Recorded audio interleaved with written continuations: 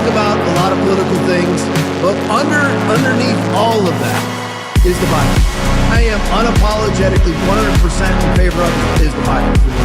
Jesus is the Word. There is no delineation. If the Bible says it, that's what Jesus is, and that's what Jesus believes. That's what this podcast is actually about, is to actually alert people to what is coming and what is our responsibility in the midst of it. I'm so glad we did not end this segment without tapping on this. I mean, war is central to Donald Trump's successful platform. So the war, unfortunately, for the president is going to be one of their biggest disappointments. That's just a fact. They elected, when you look at states like Michigan, Pennsylvania, Wisconsin, Republicans cannot win these states, and they cannot win them because their platform is too hawkish on foreign policy. Not just them anymore. It's even seeping into older generations. Okay, hang on. Do they buy President Trump's pitches that, hey, I did it because they can't get a nuclear weapon, sir?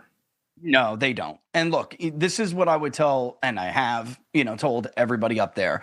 You will never convince these voters, or any voter really, aside from the Fox boomer con, right? You will never convince them that the needs of another country or the concerns of another country thousands of miles away are more important than meeting their basic needs. This is basic Abraham Maslow hierarchy of needs stuff. If you cannot meet your own needs on the bottom of the pyramid, Steve, you will never prioritize, ethereal needs like that. And while if you ask them, do you want Iran to get a nuclear weapon? They'll say, well, no, I don't. But do you think that the administration should focus on that instead of your own problems at home, affordability and restructuring? The answer, of course, is no. And unfortunately, when the strait was closed and gas spiked, I mean, it was a reminder every 3 days you go to the gas station, folks. It's a reminder every 3 days that the president, unfortunately, started a war that 70% of the country did not support.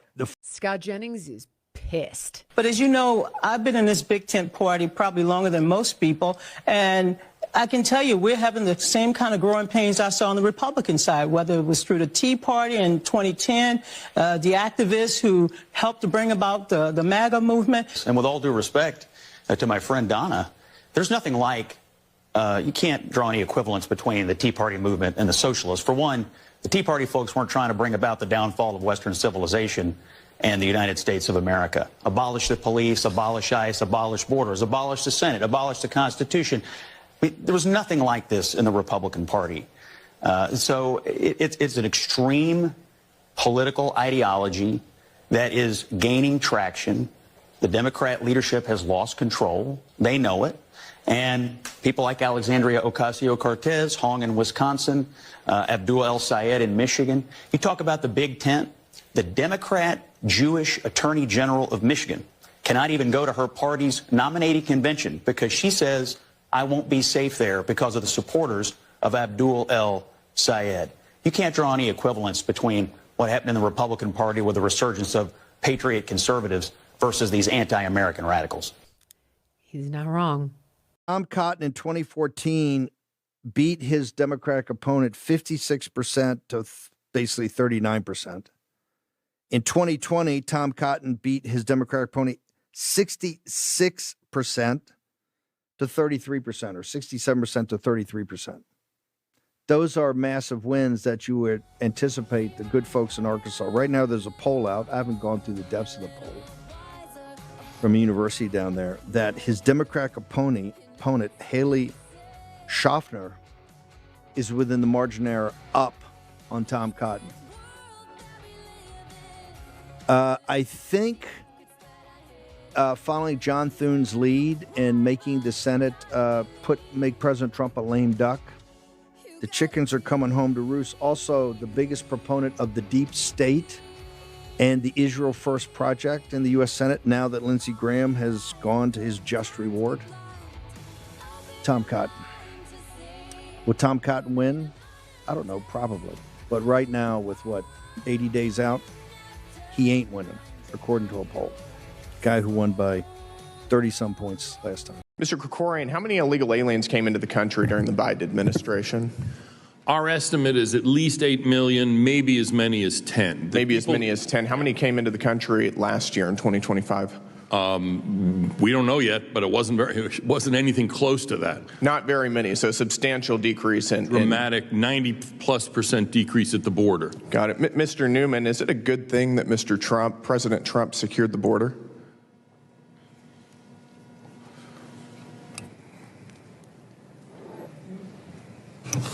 I think that Stephen Miller has squandered what used to be a signature issue for I'm asking if is it a good thing that our border is secure?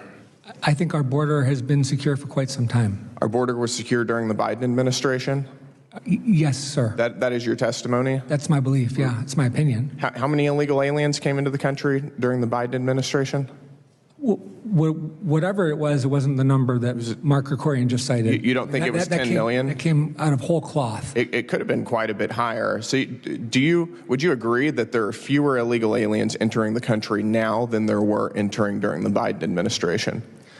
That isn't an area of my expertise, so I wouldn't agree or disagree with that. You spend a lot of time in the immigration space. You can't tell me whether there are fewer illegal aliens coming into the country now than there were during the Biden administration.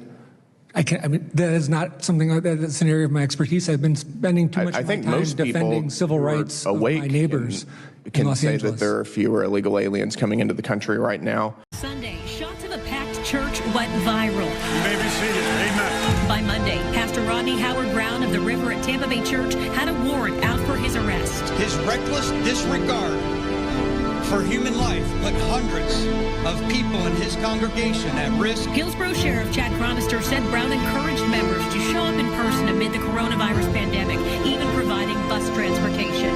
Brown turned himself in on charges of unlawful assembly and violating public health emergency rules of isolation and quarantine. He said that Rodney Howard-Browne, in having these church services, violated the president's order where he was asked by the media, are you going to issue any nationwide curfews or lockdowns? And the answer was no. And they come and issue a warrant for him? And you Christians, judgment begins with the house of the Lord. You Christians are, listen, I'm going to tell you something. You Christians that support this, you are going to be the first to take the mark. You won't even hesitate. Walmart closes, you are taking the mark immediately.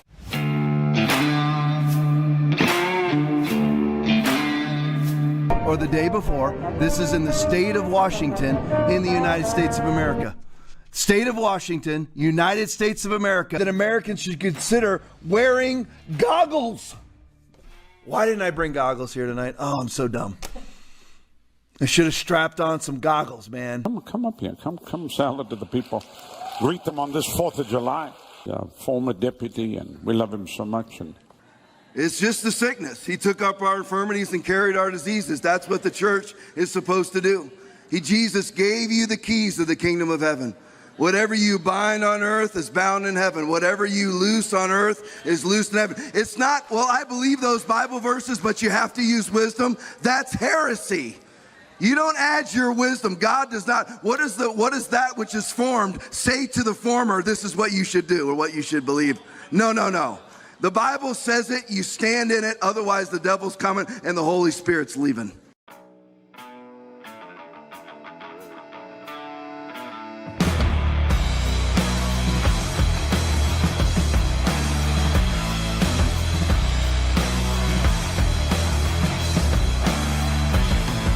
Dr. Peter McCullough to the Tom Laipply Podcast. Really appreciate you being here, Doctor. Let's hop right to it. Congressman, thank you for being with us on the Tom Laipply Podcast. A hero of ours here on the TLP, Dr. Robert W. Malone. Doctor, great to have you on the show. Pastor Artur Pawlowski, one of my heroes of the faith. So tell me about Tom. All right, so Pastor Tom Laipply pastors Foundation Church in, he's moved. I mean, he actually took over one of these woke churches that was empty, and he bought the whole property. He's building this project. No, I've seen the show. It's good. Yeah. So, and this is Pastor Tom Laipply. Pastor Tom. Listen, I love you guys. Thank you so much for watching. Really, I really love you. I really do. Thank you so much for watching.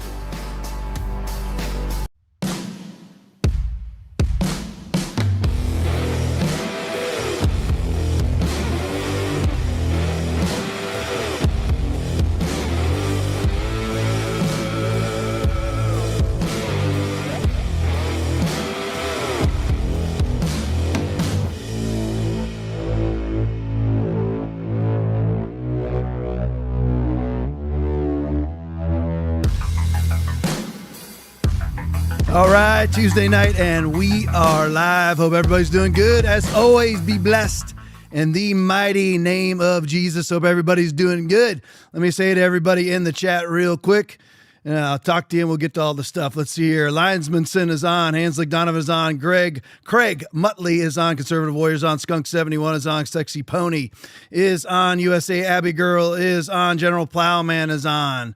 Linesmanson is on. Jules 21 Hours is on. Auntie Mama's on. Skunk 71's on. Volvo 960 is on. California 1960 is on. Captain Cliff is on. Laura Jean Lynn is on. Dead Pal Fitty is on. Arcadia Angel is on. Jim Brody is on. My Broken Heart is on. One Fast Rob is on. Conservative Waffle is on. Producer Aaron is on. Gloyd Shaw is on. Uncle Wally is on. The one and only Release the Hog is on. M. Spurk is on. Patrina C is on. Lisa Kinzer is on. Scrolling down. Conservative Warriors on. David Bradshaw is on.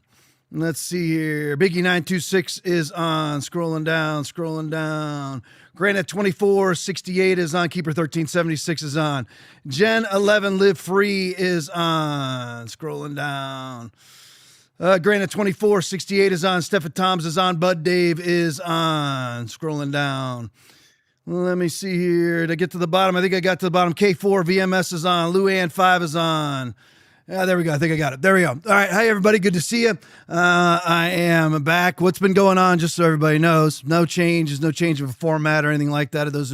That's my relief squad that came in.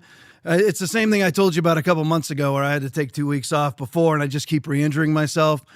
It is what's called a piriformis muscle. It's basically the upper butt muscle that you have. I heard it weightlifting several months ago, but I keep re-injuring myself doing things I'm not supposed to be doing.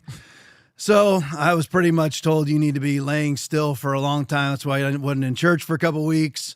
I got to where I was preaching once a week and still need to be laying. It's the only way to fix it is via the Holy Ghost healing you, which is what I'm always believing for. I haven't broken through on the healing yet. But that's been the issue, just so you know. Nothing has changed. No big controversy. When I'm not here, Aaron takes over. He finds the people that he needs for his show.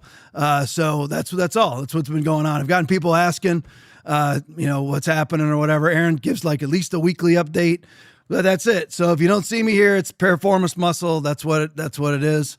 You can pull it up. People have struggle with it. It's a long healing process and whatever. So that's what's been going on with me. That's the deal. I'm a little bit out of loop, not real far out of the loop. I've always got my phone with me, checking out things. I know about I just forgot her name. What's the name of the girl with the big trial that the country is divided like Kling or whatever her last name? Oh, I just Aaron, forgot pull that too. up for me Yeah. with me. Whatever. I haven't done much work on that yet. I've watched some videos on it. I'll give you my opinion on it.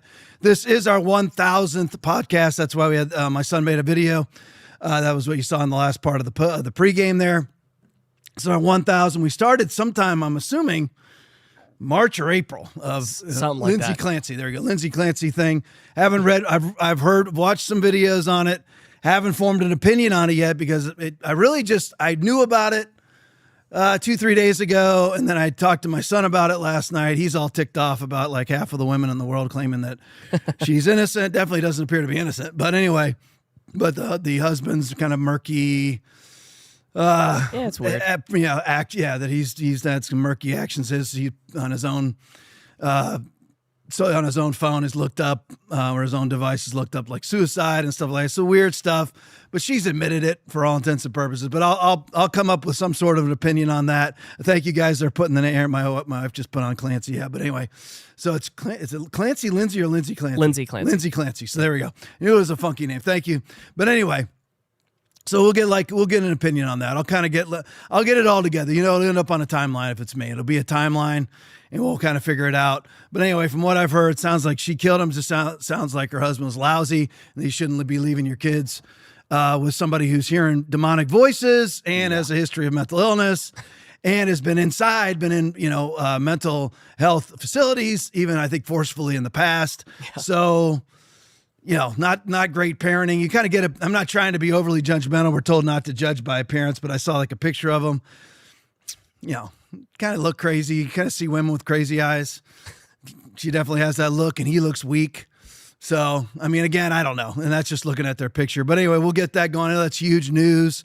It's getting to be it's really like bigger than even like the Charlie Kirk trial and all that's gotten to be really large. But I only really kind of heard about it a few days ago, and I just started looking into it today. All right, so let's hop into this stuff. So I want to welcome everybody into the 6th month of the war. I haven't been here for over a month, so, there's no point now in speaking in days. And we warned everybody. This was supposed to be, according to Benjamin Netanyahu, the 4-day war. And then Trump was even warned by, who I don't trust, the head of the CIA, John Ratcliffe, as far as I can throw him. Really, the CIA and Mossad are merged. They speak in one accord. And even he came out and said, don't do this. It's not going to work out. So here we are. There's no point in speaking in days anymore. I used to make Aaron look it up. Is it 100 days, 108 days, 110 days, whatever it is? Because we are now at 6 months. This began in late February. It's now, August 26th today? 25th, yeah. 25th today, something like that. So we are in the 6th month of this war. And it's weird because I'm a little, like I said, I'm a little bit out of the loop, but I'm not too far out of the loop. So I've been on my phone watching, on Twitter, watching things. And I've yet to see, Aaron, you correct me if I'm wrong. I know you've been paying attention more than I have been, but I haven't seen any apologies. I'm just wondering where is all the apologies and all the retractions about, the greatness of this war and Trump getting the greatness of Trump and getting us into this war. And we have, and the biggest excuse is always, we don't want to let Iran get a nuclear weapon. We've done nothing to get their nuclear weapons out. And this is, again, I was just speaking to some neighbors of mine today. We are in pretty much the same accord, where we were major Trump supporters, and we consider this Trump administration to be at least a semi, or depending on who you talk to, complete failure. I don't consider it to be a complete failure because they are also doing great other things. So they're doing some great things, but this war is now 6 months in. No signs of ending. One day you hear that the Strait of Hormuz is open.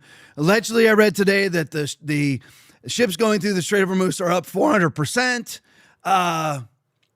But 2 days ago, Iran attacked another cruiser. So, I mean, you don't really know, and it depends on who you're reading. But anyway, we're 6 months into this war, and now it appears to be, they're going to pretty much turn the war over to Secretary of Treasury Scott Bessent, who's going to wage financial warfare, financial embargo style warfare on Iran. That's what I've been advocating for from day one. And I'm not, whenever I say I'm really, what I mean by that is those of us who are against this war have been saying that from day one. You do not ever have to, this is a war that you cannot win, even if you use nuclear weapons, because it starts World War III if you do. And even if you use nuclear weapons, and the Russians and the Chinese and the Indians out of the country of India now, which is now very much firmly aligned with the BRICS movement, and they would probably side with China in a nuclear war against us. So even if those countries restrain themselves, and Pakistan, so you have Pakistan that's nuclear, you have India that's nuclear, both of those would sign, in my opinion, with Iran, with China, with Russia, who would then launch World War III. But even if they all restrain themselves, even if we go in and do tactical nukes, which like Mark Levin has advocated for, the Levin Graham party. I guess I have to leave out Graham now because he's gone to his, as Bannon said in the pregame, his everlasting reward. But anyway, the Levin MAGA party now, which represents basically the villages here in the state of Florida, which are all Fox News boomers. If you are on my side in this, we only represent, 35% of the party in this MAGA civil war. But as in the regular civil war, you kind of understand that you're fighting against brothers and sisters, right? So I'm not against I'm not like some of these people, and and you've heard me talk about this a million times, but whenever Trump does something good, because they're against the Iran war and now they're blackpilled against Trump, they claim that it's still bad, or that it's the Jews that are doing it under every single circumstance. And you have to be honest about Israel without hating every Jew, just like you're honest about Russia without hating every Russian. All right. You have to, when you're dealing with humanity and you're dealing with this amalgam of humanity, and all of humanity, whether it's Americans or anybody else, are all a percentage. They're all a percentage.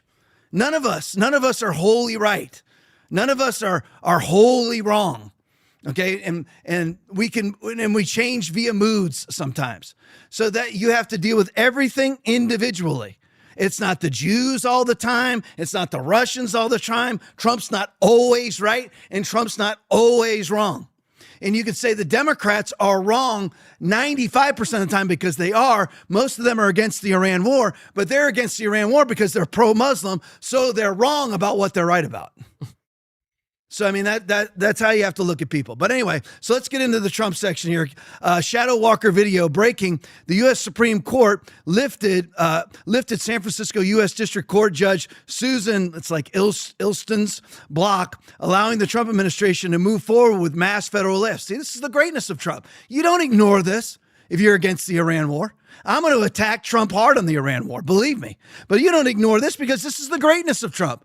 He's actually he's launching Supreme Court cases to try to fire federal employees in the essence of Doge. But anyway, Shadow Walker video, play for me.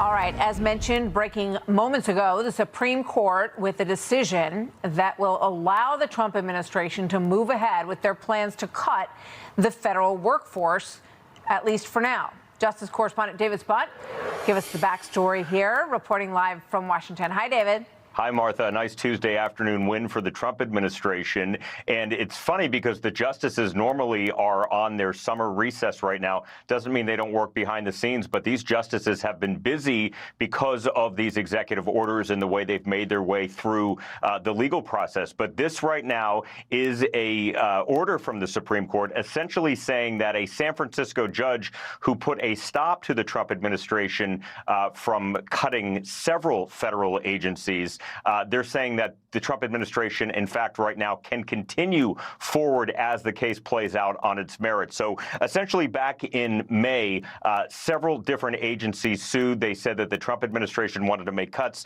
at the Departments of Agriculture, Commerce, Defense, Energy, Health and Human Services, Homeland Security, HUD, Justice, Labor, State Treasury, and Transportation, pretty much all of them. Now the Supreme Court is giving the Trump administration victory some almost 6 months into the president's second term here, saying that they can go forward with these reductions in forces. You may remember that. So you actually see Swamp Washington suing the president of the United States, who runs them. That's all those agencies, whether it's the Department of Agriculture, suing the president to stop the president from laying off people. Think about this.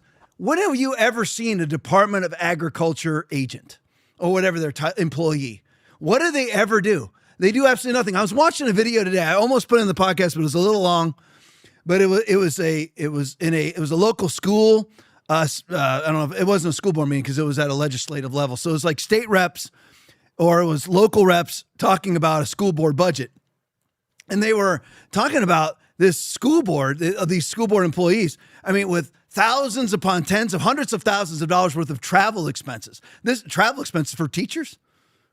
You know, they're traveling to Australia for teachers, because see, it's never about the entire swamp system. When you're dealing with, I can't remember how many federal employees there are anymore. I can't remember. It's millions of federal employees.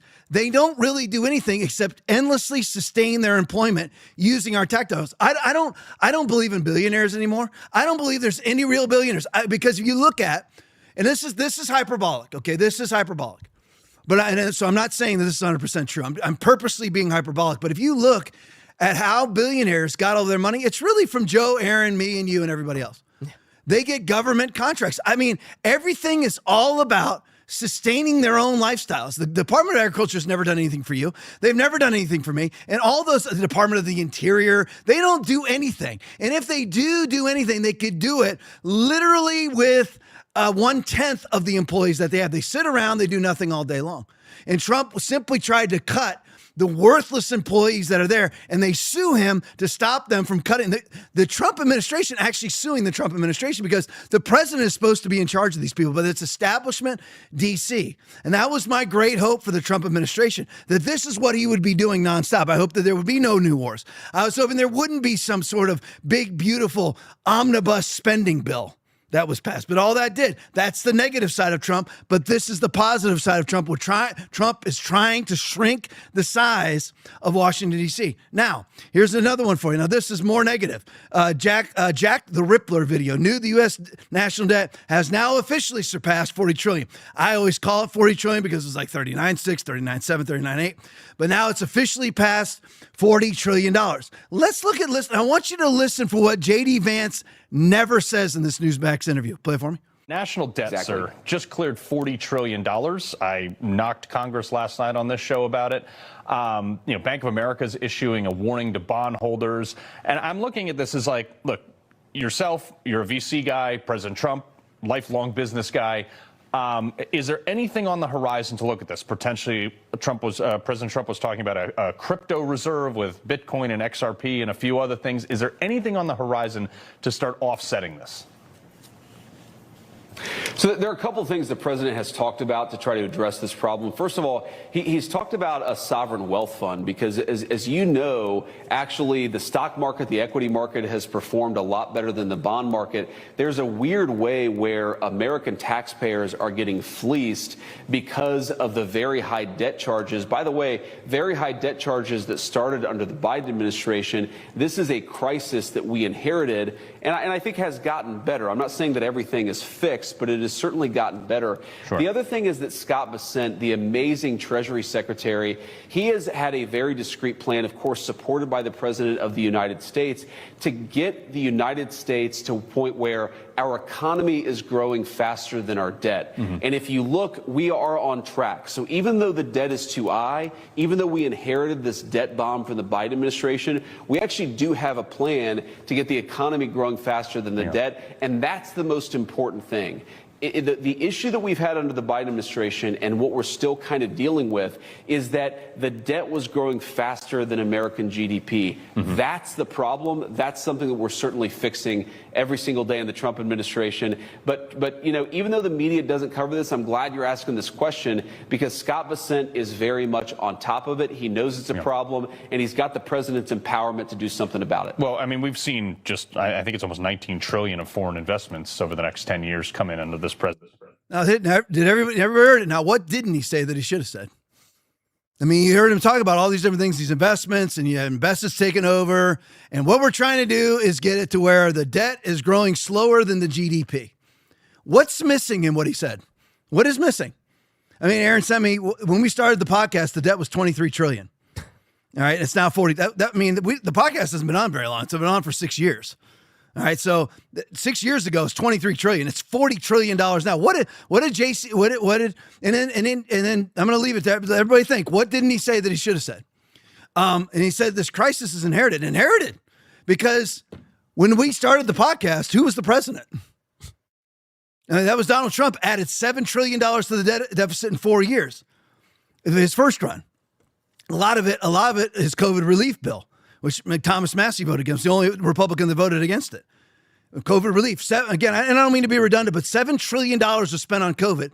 And the only thing they could track back to what was actually spent on the disease was I'm trying to remember, 680 billion, something like that. So 6.2, whatever it is, 6.2 billion, 6.2 trillion. They have no idea where it went because only about 600 or 700 billion was actually spent on the virus itself. That includes everything. They can't even find out where the other 6.2 trillion was. A lot of that was under Trump. We don't need to hide from the truth about Trump. Don't hide. The only thing you can do these days, because everybody's lying on Twitter, our government's lying, Trump lies, Democrats lies, everybody lies, is absolutely find what the truth is and stick with it. What J.D. Vance leaves out there is what? How about cut spending? How about stop spending money? How about stop spending the endless revenue stream straight into Democratic Party NGOs? And I call them Democratic Party NGOs. That right there is a little bit too vast. It's a little bit too non-particular because they're not just Democrat. They're really globalist NGOs that include most of the Republican Party. Because at me and you, we are legitimate conservative people. That's who we are. They're only conservative in how it benefits them. If it benefits them to be pro-life in a speech, they'll be pro-life in a speech. If it benefits them, like Byron Donalds, to call an abortion a medical procedure, that's what he'll say. You'll see Byron Donalds launch himself hard right over the next couple of months, trying to get people like me to vote for him, and I'm not doing it. I'm not voting for the Democrat. I'm never voting for a Democrat, ever. I'm not going to have my name when I stand before God in judgment, the great white throne judgment. I am not going to have any sort of, because 2 Corinthians chapter 5, verse 10 says, for we must all appear before the judgment seat of Christ, that each one may receive what is due and for the things done while in the body, whether good or bad. So I don't want one of my bad things to be, well, you voted for a baby butchering monster. I think his name is Jolly or whatever for the Democrats. Yeah, David Jolly. David Jolly. I'm certainly never voting for that worthless piece of human feces. But Byron Donalds just wants to mow down various massive areas of wildlife and put up data centers. No, thank you. Don't want that either. All right. So again, but what JD Vance doesn't say is what he should say. The absolute truth. What is the absolute truth? You must cut spending. We're never going to create a GDP that grows faster than the debt if we don't cut spending. Our debt expenditure per year is $2 trillion over what we bring in tax revenue. And we already bring in $5 trillion. We can't make it on $5 trillion. And you and I never see a dime of any of that. You and I who have worked our whole lives. You and I who have given somewhere between 20 and 40% of our income to the federal government. You and I don't see any of that ever. And they're now saying that Social Security will be bankrupt inside of a decade now. Inside of a decade. I'm supposed to start collecting Social Security at 65 because I'm 57, about to turn 58. So, I mean, I don't need it. I don't care about it. But I'm just saying, I paid, that FICA thing, that's what you see on that massive extraction out of your paycheck every week. Goes to what? It goes to fund globalist NGOs, and Trump is yet to cut it. When Trump passed the big, beautiful bill, he was funding the NGOs that you and I hate. It must stop, and J.D. Vance doesn't say it. That's why I'm never voting for J.D. Vance either.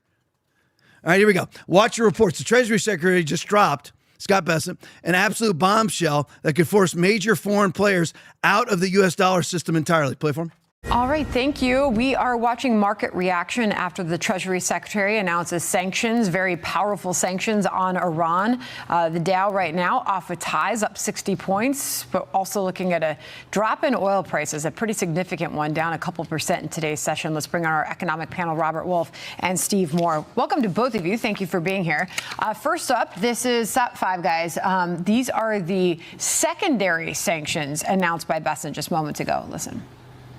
We are giving everyone the opportunity to remedy bad behavior. Why would I want to blow up the global financial system? We believe that it is important to level set and give people a cure period, but they should know that that will move very quickly and that we are serious. Secondary sanctions are a very powerful tool. If people do not want to meet our expectations, then we expect, and they should expect, that they will leave the dollar system. So they're going after Iran's connections, Steve, all over the world. They want Iran to face complete global isolation. From what you just heard, will this work? Well, the markets like it, don't they? At least so far. It's good news that the oil price fell when Scott Bessent was talking about this. Look, I think it can work. It depends a lot on whether our allies, follow our lead here. But I think they will. And listen, I like what Scott Bessent said. You have two options here. Either you're cooperative, you act like a civilized nation, or you're going to be completely isolated economically. And that's exactly what Trump and his team should be saying right now. As always, when sanctions are announced, you ask the question, can they enforce this? Right, Robert? This is the zero leakage approach described by Secretary Bessent a moment ago. Treasury has mapped every node, every facilitator, and every network that Iran has used to smuggle oil and evade sanctions.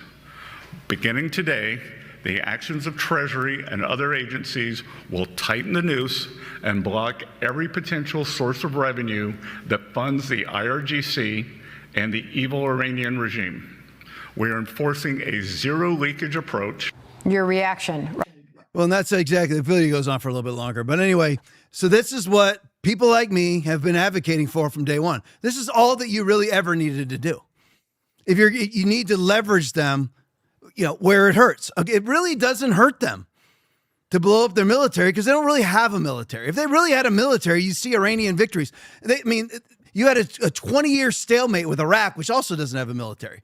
So that us defeating them militarily doesn't do anything. What you needed to do was hit them where it hurts. And this is what people like, and I was getting it from Bannon. I didn't make it up myself. I got it from Steve Bannon. Steve Bannon said complete, absolute financial embargo and trade embargo and go after them like that. Now, I'm not saying that I'm going to look into this because this just came out over the weekend, but and see exactly what they're doing. This is what should have happened. And Trump, think about, I don't know what's going to happen in the midterms. I mean, to me, I think it's weird that you're going to think that I'm so much of a doomsayer that I think we're going to, you've never heard me officially say that we're going to lose the midterms. I don't know if we're going to lose them. I really don't. It's interesting right now. It's a very interesting political dynamic because the Democrats with the, DSA, they're going to lose people. Now, the Republicans are causing people like me to think twice about who I vote for. Now, never vote Democrat, but they just, definitely. I mean, I'm a James Fishback guy. He got 10% of the vote. Okay, I mean, so my representation that they can't win without me either, though. You see what I'm saying? So if all the Fishback voters here in Florida don't vote for Byron Donalds, he's not going to win. It's pretty even in the polls with him and Jolly right now, which should not be happening because Republicans, I have a video I probably won't get to tonight from Mary Anton, but Republicans have firmly taken over the state of Florida. But anyway, this is what should have been done from day one, and they would have kept people like you and I. Because I'm absolutely fine with a stranglehold, financial embargo, trade embargo against Iran. And we have the power to do that still because BRICS has lost some of its power. BRICS has not gained any momentum. I thought it would. It didn't. It really has. That's the anti-dollar BRICS movement. Brazil, Russia, India, China, and what's the S stand for? Africa. South Africa. Thank you, buddy. I knew you'd remember. He always remembers that one. I never can for some reason. But anyway, so I mean, it really hasn't gained much momentum. They're talking about adding this, and they really haven't because everybody's afraid to be off of the USD because the USD still rules right now. So we have the ability to do it. We're not going to rule much longer with a $40 trillion debt. And by the way, Aaron sent this to me. We have a GDP of 32 trillion. So our GDP is already 8 trillion below our debt. And we're going to somehow bring our GDP above our debt while still adding $2 trillion worth of debt per year. Are we going to add $2 trillion worth of GDP every year? And I know I'm jumping all over the place. It's my first podcast back, so I'm full of ideas and full of things in my head. But anyway, so this is what we should have done. Will it work? I think it will work. To some extent, it's going to work because what's basically happening is, and it's basically targeted toward China, is any subsidiary supplier of Iran is going to be targeted. All of the major suppliers of Iran have really already been cut off. It's the subsidiary suppliers, the people that are somehow getting oil through our embargo, which I think we let them through. That's my opinion. We claim a complete embargo, but I think when it gets communicated to us that China and Russia doesn't need any of it, but we don't really want to start a problem with them, we let those ships through and let them go. So that's just my opinion. But anyway, I'm talking about the naval embargo. But anyway, so now what it's really targeting is the subsidiary suppliers to Iran, weapons, arms, even food, whatever it may be, people that are getting through. Remember, it's basically impossible to really, unless it's an island nation, to embargo a nation, except you can do it via digital infrastructure and finances. You can do it because it's all very book of Revelation, a one world banking system. So, and it's all based on the USD right now. BRICS is trying to take that down, but they haven't been successful in doing it. So right now the USD rules, and Bessent, by the way, he's a genius. He is a genius. Again, even though I hate the Iran war and I hate the big, beautiful bill and I hate that they got rid of Elon Musk, you have to acknowledge the greatness of the Trump administration. And Bessent is great. He is great. Okay. He knows what he's talking about. But anyway, so this is pseudo greatness of Trump. in response to a major cataclysmic geopolitical disaster, which is the 6-month Iran war that we're in right now. Hopefully this will end it. I believe Trump wants out, but he's not willing to do what it takes to get out. But maybe this is a path to get out. And obviously none of the peace deals will ever work. They can't work because Israel won't back them, because as soon as we sign one, Israel attacks every single time.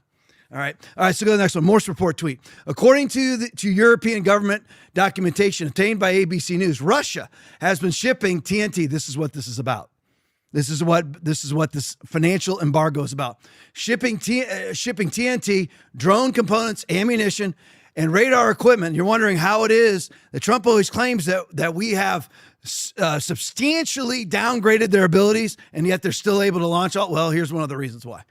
Ammunition and radar equipment to Iran through the Caspian Sea, delivered by more than 24 internationally sanctioned vessels.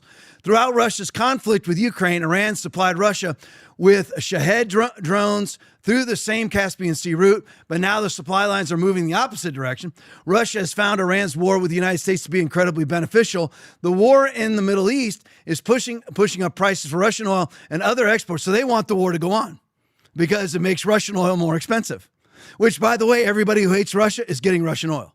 I know I say that all the time, but I always want everybody to know. All those people, Slava Ukraine, Slava Zelensky, all those, they're all getting Russian oil. I mean, that is the real world. There is no white and black hats. There isn't.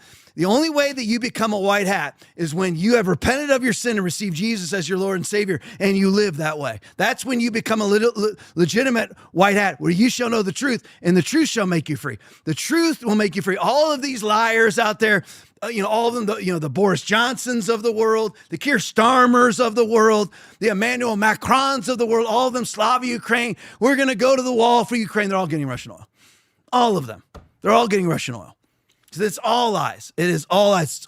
Really, everything is about personal expedience. I would normally say political expedience, and some of it's political expedience, but only if it's personal expedience. Only what's good for me as a person is how the world works. How can I become famous? How can I become rich? You see it with all of the so-called conservative whores on social media, the Ben Shapiros of the world, that when the truth is put upon them, like, you know what, Ben? If you actually speak against the COVID mask, you may be taken down. You're going to lose all your money. What does he do? He goes in and capitulates. That's what they all, Benny Johnsons of the world, all of them. They know Benny Johnson did not want a new war in Iran, but he knew that, you know what, your keys to Mar-a-Lago are based on what you say about this war. So Benny Johnson bent over. I honestly believe this about Benny Johnson. If Trump told him, lay on the floor and I'm going to crap in your mouth. And when I crap in your mouth, I want you to then go online and say it's chocolate. Benny Johnson would do it. He would absolutely do it, because he wouldn't do anything to ever threaten his income, ever. What did we do here? You see all the, boy, it was a tough time leaving. I mean, it was a tough time taking a month off. It was. Man, all the Fauci stuff came up. Can you imagine what I would have been doing? I probably would have gotten through one video a night. We saved it for you. We didn't really cover it, so you can. Oh, really? It. Well, yeah. No, I have some. I'm just not going to get to it tonight. But anyway, I got some. But I mean, just imagine if I was there during the Fauci stuff. But you saw at that time all of these people, whatever it is that can keep me, with my income coming in, I'll do it. Whether it's a pastor or pastors, preachers. Conservative, most conservatives bowed to COVID. Not you and I. Most conservatives bowed to COVID. We can open safely. We can all go ahead and agree that we need 15 days to fight. I never agreed on any of that ever, nor will I ever. That's what you have to do with every last bit of these things. Is what Trump's doing now, particularly with a financial sort of digital financial embargo, using the USD as leverage. If you don't comply, then you're out of the USD market. If you're out of the USD market, you're finished, even if you're part of the BRICS movement, because even those that are in the BRICS movement are still heavily dependent on the USD. It's only a percentage thing. Russia's finished without the United States dollar. They're not finished as a country. Finished, at least on a temporary basis financially. It would be a major depression or at least recession. And China's literally done. They're already in a recession/depression, and they keep that sequestered from all of us. That's what's really going on there. All right. So anyway, so this is what's about, going after this banking sort of financial embargo, which is great. This is what it's going after. Will it work? I don't know. I think it has potential to work. I'm optimistic about it. All right, so go to the next one. I don't even know what the next one is. What is it? Oh, yeah. OSINT. Oh, I don't even know how to pronounce that. What do you think, Aaron? OSINT Defender? OSINT Defender? Yeah, I guess. All right, CIA, this has all been going on here. CIA Director John Ratcliffe, and there was other countries meeting with Russia also, was on board the U.S. Air Force C-17A Global Master 3 that landed early Tuesday at Moscow's, I'm not even going to try that name, airport, in order to attend several high-level meetings with Russian officials. According to CBS News, they are trying to tap down the nuclear threat, folks. That really is what it is, because you have a lot going on with the Ukraine war. Ukraine as a country, does it really even exist? It's really just a globalist puppet to try to, knock Russia down a couple of pegs. So you have that going on. All right, all this different, and now you're having this embargo now will directly affect Russia. So they're trying to get to Russia and say, listen, we really don't want to tick you guys off too much. And that's what's going on here with this. So we'll see if this embargo works. I hope it does. I wish the war would end. I want whatever battle that we fight in this war, I hope we win. I'm not like some of these people. Whenever we engage with Iran, I want us to win. But we never should have been in this war to begin with. Look where we're at. Look at what could be going on right now. Think about if Doge was still going on right now. And Elon Musk said that we could really operate with, what did he say, half of what we have, maybe more than that. I don't remember what his quote was. I think it was on Rogan. Yeah. Like half. He said we could cut the federal government in half and easily operate. We could be heading towards that right now in a midterm, very unusual sweep. But the problem is this: the people that it gets hard to even talk about. But the problem is, if we win, do we really win? Because who did we elect? Right. Because you look at these. John Thune is a Democrat. I mean, if Mitch McConnell's alive, he's a Democrat. You see the video of him sitting still for 20 hours straight? Yeah, it was weird. On the floor of the Senate? Yeah, it's odd. It's odd. You're talking about Weekend with Bernie's type of stuff. And nobody, he has not made hasn't appeared in public in 45 days. Yeah. So, these people are not on our side. So even if we win these things, it needs to get to the place. And you may not have liked Fishback or whatever. You may have liked one of the other people. So I'm not saying you have to like Fishback. But I'm just saying, you're going to have to elect people like Trump 16 or Fishback 2026. Very controversial figures is who we're going to have to elect. Who are willing to. I don't want a Jew hater. I have no interest in a Jew hater. I want an Israel realist. I want an Israel realist who will actually call out Israel for what they do. Israel realists, not try to blame every last thing, because as you've seen here, you have Russian influence, you have Chinese influence, you have WEF influence, you have influence from our allies who aren't our allies, including Israel. And I just include Israel. I look at Israel like I do France. They need to be scrutinized. France lies all the time. Israel lies all the time. And we need to have people who are absolute truthers. And I don't mean in the mocking sense, but people who operate what is actually true. And that is what I'm going to issue or establish policy on. All right, Real America's Voice video. SCOTUS hands Trump big win on mail-in ballots. Here is another essence of the greatness of Trump. Play for me. What the hell happened? I tell you, here's the buried lead. What the problem is. They admit that 25 to 30% of their people vote by mail-in. That's a problem. We should never have. This should be absentee ballots. This is the way this is one of the most perfected way they've got for stealing elections, as we saw from 2020. Can you walk through exactly what the run-up to this was, what the Supreme Court said, what the Wednesday rule's going to be from the Postal Service, sir? President Trump issued an executive order. He ordered the Postmaster General of the United States to work with the Attorney General of the United States, to work with the Secretary of Homeland Security, to come up with a plan to ensure we have election integrity, to ensure that non-citizens and other illegal aliens are not getting mail ballots through the U.S. Postal Service. When you commit election fraud through mail, that is mail fraud. That's a federal crime. So President Trump is telling his key officials, work together, come up with the plan, and the plan includes working with DHS, coming up with a list of citizens, non-citizens, comparing that list against these state voter rolls, and then telling the Postal Service that you can't mail ballots to non-citizens. That's a violation of federal law for non-citizens to vote in federal elections. Of course, these Democrat governors, 23 Democrat governors in the D.C. mayor's office, ran to this Obama judge in Boston, this left-wing whack job Obama judge in Boston, who issued an injunction against this executive order.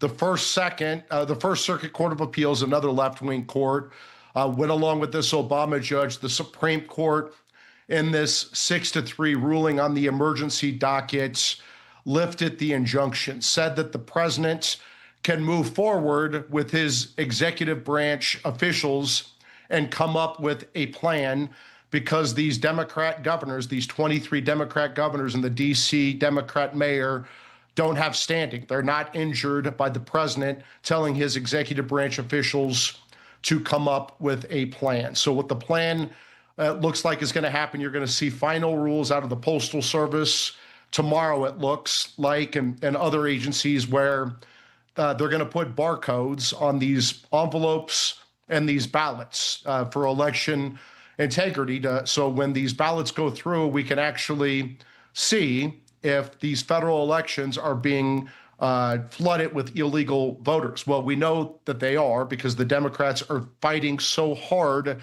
not only to stop the Save America Act with proof of citizenship and voter ID that has the support of 80% of Americans, including a supermajority of Democrats, minorities, Black Americans who Democrats pretend aren't smart enough to figure out how to get a voter ID like everyone else, when in reality they want their illegal aliens to vote. But now they are ferociously fighting President Trump when he's just trying to have his Postal Service make sure that these postal workers are not carrying out mail fraud on behalf of the Democrat Party. So we'll see what happens. As the Supreme Court said, there's not injury now for these governors. There could be a plaintiff who claims injury after the final rule comes out, but it's kind of interesting. What exactly is their injury? If you are a non-citizen, you can't vote in federal elections, and the states can send out these ballots if they want to do their mass voter fraud. If they want to keep doing these mass ballots, send it out via UPS, send it out via FedEx, send it out via carrier pigeon. But you just can't use the Postal Service to commit voter fraud for your mail fraud, and with mail fraud for your voter fraud. So this is a big win for President Trump. This is a big win for election integrity, but this is certainly not the last court action on this matter. See, that's the whole thing. It's very hard to stand against Trump. It really is, because he does a lot of great things. I mean, just think about what this is. I mean, he's talking about attacking mail-in ballots. This will make our elections actually secure and actually legitimate. And of course, the Democrats are fighting against it. Why would you be fighting against it? Because you want fraudulent elections. Just like they always fight against voter ID. They vote against a signature verification. They fight against the SAVE Act. And then who's actually fighting against the SAVE Act? Not just Democrats, but big names and or most of the Republican parties fighting against the SAVE Act instead of fighting for the SAVE Act. And then sometimes they vote for it when they know it can't be passed. And then when it can be passed, then they don't vote for it. You have to be watching these people all the time. But Trump is doing these things. You cannot. I'm going to skip some of these videos because you just don't need to see them. But anyway, he's doing the biggest mass, attempting to conduct the biggest mass visa revocation in the United States history. He's enlisted, so you're talking about like maybe possibly the HB1s or whatever else. He's trying to get legitimate visas revoked also, because the legitimate visas are also mostly illegitimate, because you're dealing with an illegitimate, fraudulent government, the ones that are suing Trump to not allow him to do these things like cut their own agencies. Because Trump is trying to cut the federal workforce. Absolutely exemplary. Great. Trump is trying to outlaw mail-in ballots, require voter ID. He can't get the SAVE Act passed because John Thune refused to do it. He can't get recess appointments because John Thune refuses to do it. And instead of taking out John Thune, he takes out Thomas Massie. One end, the greatness of Trump, and then you have the ridiculousness of Trump. That's the whole thing. You have to deal honestly with a human being. I mean, if you're married and you're scared of your wife, you're not dealing honestly with her. You have to tell your wife exactly what you think. And a wife should tell her husband exactly what she thinks. You have to deal honestly with one another. Otherwise, you're operating in fraud. And you can't be a person that does that, whether it's for Trump or anything else. You can't just sycophantically watch Fox News and believe everything Sean Hannity, who has his head so far up Trump's rectum that his head hasn't been seen in public for who knows how long. You can't. I mean, I'm preaching to the choir right now, but I'm just saying we need to deal honestly every single time, good, bad, or indifferent. All right, skip up to law enforcement today. Let me cover this. This to me, I'm hoping that this ends up in trial again because, boy, we will cover that ad nauseum on this podcast. Derek Chauvin is one of the biggest injustices. There's so many injustices out there, but this is one of them. And I could launch on a being conservative 30-minute tirade about the court system in our country, where you cannot get a fair trial because the courts are operating with political bias. And they're not even operating with bias. They're operating under a political agenda. You saw Alex Jones just got his $50 million settlement against him reduced to $1.5 million when they actually looked at the data involved in it. And that was an all liberal appellate court. And it'll eventually get to the Supreme Court of the state of Texas, hopefully also the Supreme Court of Connecticut, and they'll reverse all of the judgments against Alex Jones. Alex Jones, if you know the behind the scenes, you listen to enough of what he said about it, HBO was basically running these court hearings, and the judges were getting makeup put on them by HBO. And there was a set agenda given to the judges. It's all of that. It is all that fixed. You're like, well, I wouldn't be able to sleep at night if I destroyed a man with lies or falsely put somebody in prison. Derek Chauvin's in prison for 22 years for several, and to me, it was double jeopardy. I mean, they tried him for murder in so many different ways that ended up being like Trump's 34 felony counts were all for one thing. How do you get 34 counts for one offense? And then they did the same thing with Derek Chauvin. They tried him for second-degree murder. Then they tried him for first-degree manslaughter. Then secondary manslaughter. Then numerous other things. And he got 22 years in prison. The average sentence for that for all of those charges, the average sentence in the state of Minnesota for all of those convictions was 13 years, and he got 22. See, you cannot, and it's all because Keith Ellison, and they're like, how do they sleep at night knowing that they sentenced an innocent man to life in prison? I don't know, but they do. They do. Maybe the demons eat him alive and you end up walking and talking like Joe Biden. I don't know, but they do. And they sleep. I mean, Tampon Timmy, he's sleeping like a baby at night. Tampon Timmy and Keith Ellison railroaded this guy into oblivion. Okay, and listen, I've arrested a lot of people, been a part of a lot of arrests, been a part of sending people away.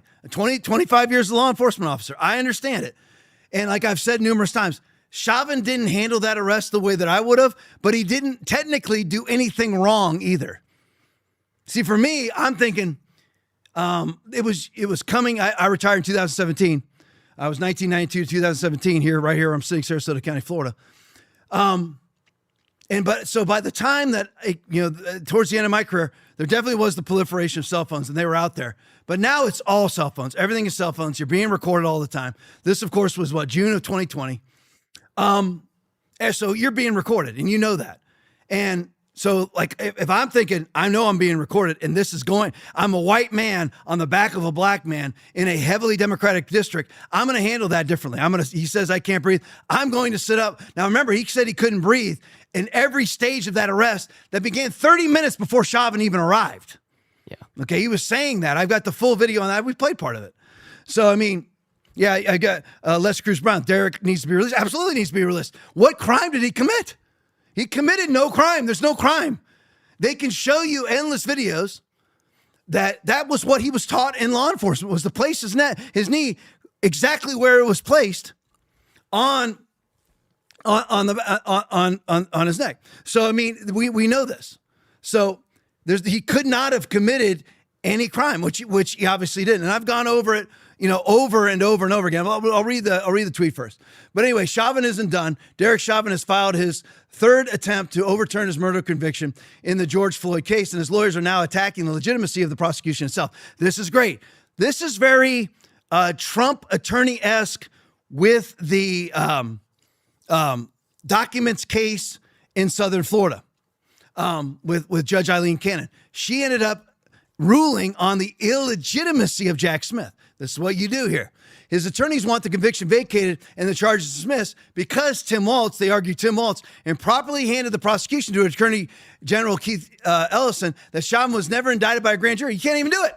He was never indicted by a grand jury. They never did a grand jury at all. This is going to get overturned if it's a fair judge. This was in Florida. He'd already been released. And that those alleged violations deprived the court of jurisdiction. That is absolutely correct. Why this hasn't been brought up before, I didn't even know he didn't get a grand jury.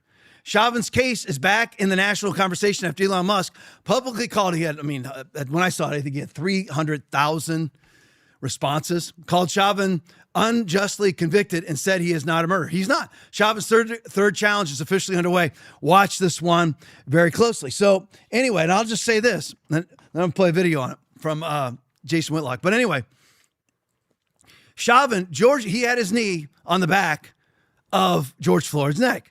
Now, all of us, you can do this right now. Grab the back of your neck. Are you cutting off your breathing? Nothing. Press on it as hard as you want. You're not cutting off your breathing. And again, and if you watch this podcast, you know what I'm about to say. He had a 95%, George Floyd, in his autopsy at the moment of death, had a 95% oxygenation rate in his lungs. And I saw some moron responding to one of these Derek Chauvin tweets or posts saying, oh, wow, you can just strangle somebody to death and then be released. Oh, that's just great. If you are getting 95% oxygenation rate, that means full function. All right. How were you strangled? And how does that person write that tweet?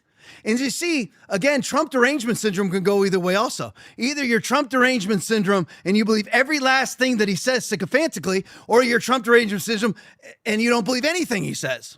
All right. What you do is you go and you look at the data. All right.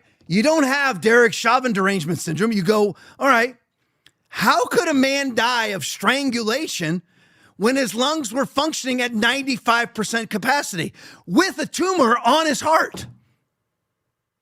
He was a dead man. He had a tumor on his heart already. So how this person who writes this tweet, you're either a mind-numb robot who never actually informs yourself, or you are a denialist. You simply see the truth and deny it for some sort of agenda that you have. And why would anybody want an agenda that requires lies to have it put in place? Why would you want an agenda that relies on lies? I wouldn't want that. If I had to lie to get somebody elected, I would not want that person elected. But anyway, so Chauvin could not have been strangled. So George Floyd could not have been strangled. Then how did Chauvin kill him? There was no neck injury. There wasn't even a bruise on his neck. There was no damage to any part of his body. So how did Chauvin kill him? On the autopsy, it says he had 3 times the lethal amount of fentanyl in his system.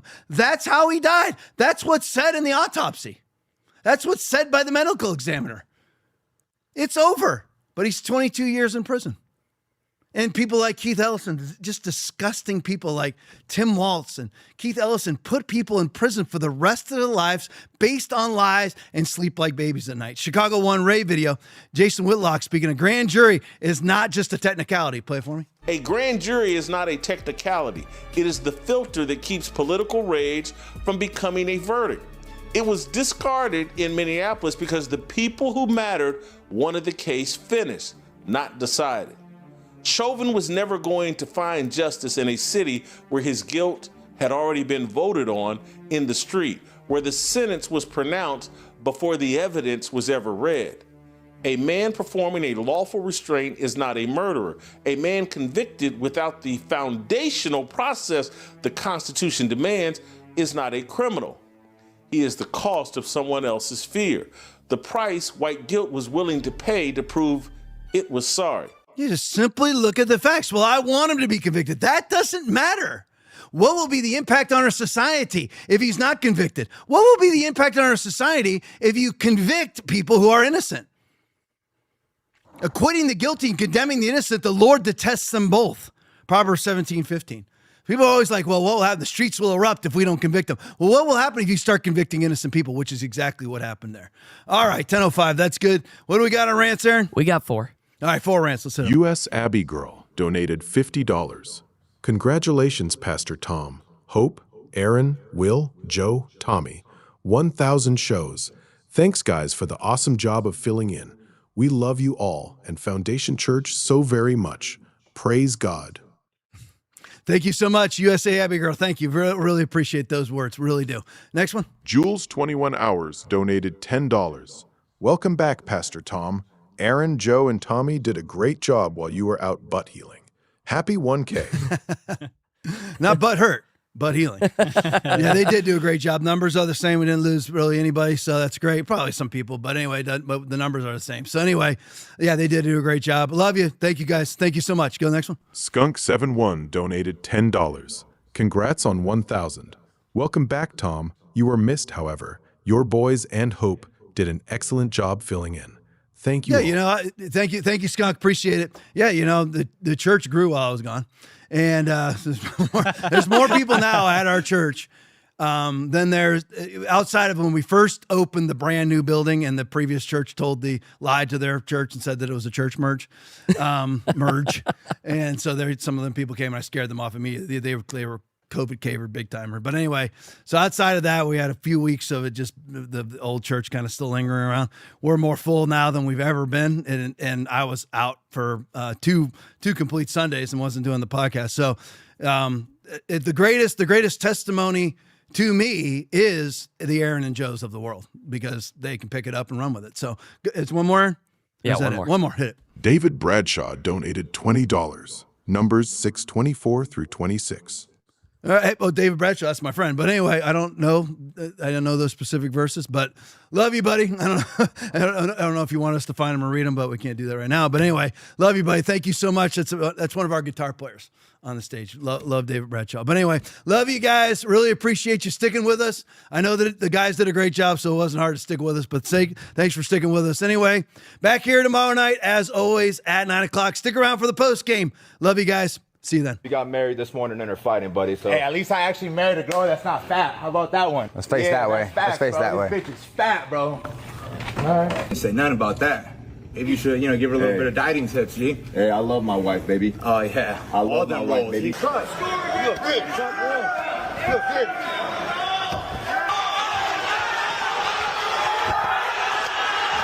Red, you gotta do more.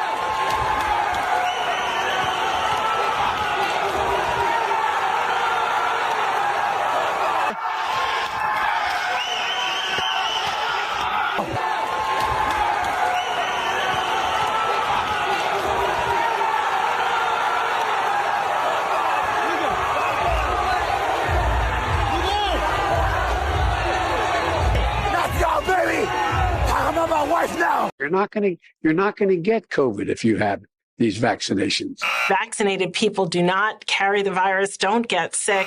These vaccines will stop asymptomatic transmission. It'll either protect you completely against infection. If you do get infected, the chances are that you're going to be without symptoms, and the chances are very likely that you'll not be able to transmit it to other people. If you're vaccinated, you can be around the vaccinated or unvaccinated people. We're going to protect vaccinated workers from unvaccinated coworkers. But if you're not vaccinated or not fully vaccinated, you should wear a mask for your own protection and the protection of other unvaccinated people. The choice is yours. You all made this possible. This is not about freedom or personal choice. We've had too much conflict, too much bitterness, too much anger. I understand your anger at those who haven't gotten vaccinated. Let's be patient. Be patient with one another. We've been patient, but our patience is wearing thin. Jill Biden has sat down for a podcast interview, and in it, she raised or affirmed that at least the possibility exists that Joe Biden was roofied before that fateful debate against Trump in the summer of 24. Let's hear a little audio from the debate, guys. Play that. And I'm going to continue to move until we get the total ban on the total initiative relative to what we're going to do with more Border Patrol and more asylum officers. President Trump? I really don't know what he said at the end of that sentence. I don't think he knows what he said either. Look. You remember Biden was absolutely, I don't even know how to describe it now. I mean, you remember what happened. Well, listen to Jill Biden talking about it now. Cut 4. Still to this day, you don't have a gut instinct on what was that moment. No, I mean, there's all kinds of theories. You know, he had been traveling. I know he was tired. He didn't feel well that day when I saw him, but there was nothing definitive that I could point to. And I had been on the road for 2 weeks up until that moment, so I wasn't with him. I didn't see him days before, weeks before. I saw him maybe 1 hour before. And there's no way anyone could have, God forbid, laced his drink or something. Who knows? Right? Who knows? Listen to that. Could anyone have laced Joe Biden's drink? The President of the United States? Jill Biden says, Dr. Jill Biden says, who knows? What do you mean, who knows? This man is surrounded by the Secret Service. And you're saying, well, somebody could have roofied Joe Biden. Who knows? I guess we'll never know. Do you know how insane this sounds? These Bidens were the most irresponsible people to ever hold this office. Listen to them now. Heck, listen to them then. I will invoke my right under the Fifth Amendment of the Constitution to refrain from answering your questions. Thank you. Now I'm going to plead the Fifth. Okay. Okay. Gotta love that guy. Like that absolute coward, Tony Fauci. Absolute coward. Yeah. Hey, it's back, baby. Are you kidding me? Yeah, 111 You times. got a pardon and you're in front and you pleaded over 100 times at the White House? What are you scared of, Tony? I thought you were the science. Yeah. I thought you were I am science, and you get up there and you can't answer a question? Yeah. What are we doing? And how much time did the network spend at that? How much time did they spend on my responses every week, on my vaccination status, on Taylor and Travis's wedding? Did they do even a minute? Did they do even a minute on Tony Fauci? No, I don't think I've heard anything. I bet they didn't. This podcast is all about. We talk about a lot of political things, but underneath all of that is the Bible. I am unapologetically 100% in favor of is the Bible. Jesus is the Word. There is no delineation. If the Bible says it, that's what Jesus is, and that's what Jesus believes. That's what this podcast is actually about, is to actually alert people to what is coming and what is our responsibility in the midst of it.